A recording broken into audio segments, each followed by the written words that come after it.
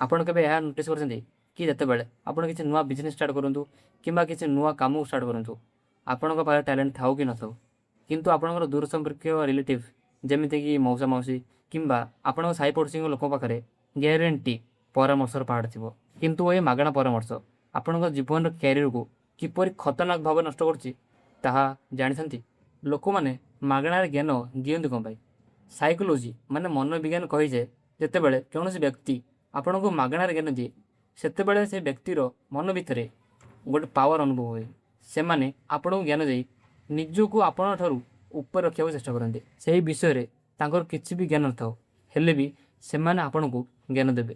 ଓଡ଼ିଶାର ଅଧିକାଂଶ ଲୋକେ ନିଜେ ରିସ୍କ ନେବାକୁ ଡରନ୍ତି। ତେଣୁ ଯେତେବେଳେ ଆପଣ କିଛି ନୂଆ କରିବାକୁ ଚେଷ୍ଟା କରନ୍ତି ସେତେବେଳେ ସେମାନେ ହିଁ ତାଙ୍କର ପୁରୁଣା ଚିନ୍ତାଧାରା ଦ୍ୱାରା ଆପଣଙ୍କୁ ଡରାନ୍ତି। 10 ଜଣ ଲୋକ ଯେତେବେଳେ 10 ପ୍ରକାର କଥା କହିବେ ସେତେବେଳେ ଆପଣ ନିଜେ ହିଁ ଆପଣଙ୍କ ନିଜ ଲକ୍ଷ୍ୟରୁ ହିଁ ଦୂରେଇ ଯିବେ। ଓଡ଼ିଶାର ହଜାର ହଜାର କ୍ରିଏଟିଭ୍ ପିଲା ଠିକ୍ ଏହିପରି ନିଜର ସ୍ୱପ୍ନକୁ ଭାଙ୍ଗିଥାନ୍ତି। ମନେ ରଖନ୍ତୁ, ଜଣେ ଏକ୍ସପର୍ଟ ଆଡ଼ଭାଇସ୍ ଆଉ ଜଣେ ମାଗଣା ଆଡ଼ଭାଇସ୍ ମଧ୍ୟରେ 19-20 ନୁହେଁ 19 ଲକ୍ଷର ଫରକ ଥାଏ। ଜଣେ ଏକ୍ସପର୍ଟ ଆଡ଼ଭାଇସ୍ ସିଏ ଯିଏ ସେହି ରାସ୍ତାରେ ଆଗରୁ ଚାଲିସାରିଛି, ଆଉ ଜଣେ ମାଗଣା ଆଡ଼ଭାଇସ୍ ସିଏ ଯିଏ ମାତ୍ର କୂଳରେ ବସି ଖାଲି କମେଣ୍ଟ ଦେବାରେ ଜାଣିଛି।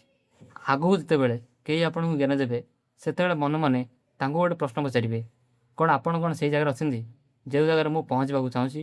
ଯଦି ଉତ୍ତର ନା, ତେବେ ଟିକେ ହସିକିରି ସେଇ କଥାଟିକୁ ଏ କାନରେ ପୁରାଇ ସେ କାନରେ କାଢ଼ିବେ।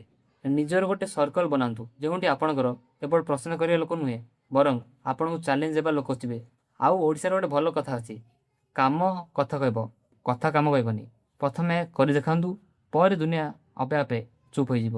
ଦୁନିଆର କାମ ହେଲା କହିବା, ଆଉ ଆପଣଙ୍କ କାମ ହେଲା ଫୋକସ୍ କରିବା। ଯେତେବେଳେ ଆଗକୁ କିଏ କହିବ ଏଇଟା ଚଳିବନି ସେତେବେଳେ ଆପଣ କହିବେ ହଉ ଦେଖାଯାଉ, ଆଉ ଆପଣ କାମ ଲାଗିଯିବେ। ଆଉ କମେଣ୍ଟରେ ତା ନାଁ ଲେଖିବାକୁ ଭୁଲିବେନି ଯିଏ ଆପଣଙ୍କୁ ମାଗଣା ଆଡ଼ଭାଇସ୍ ଦିଏ, ଆଉ ସେଇ ଲୋକକୁ ମଧ୍ୟ ସେୟାର କରିଦେବେ।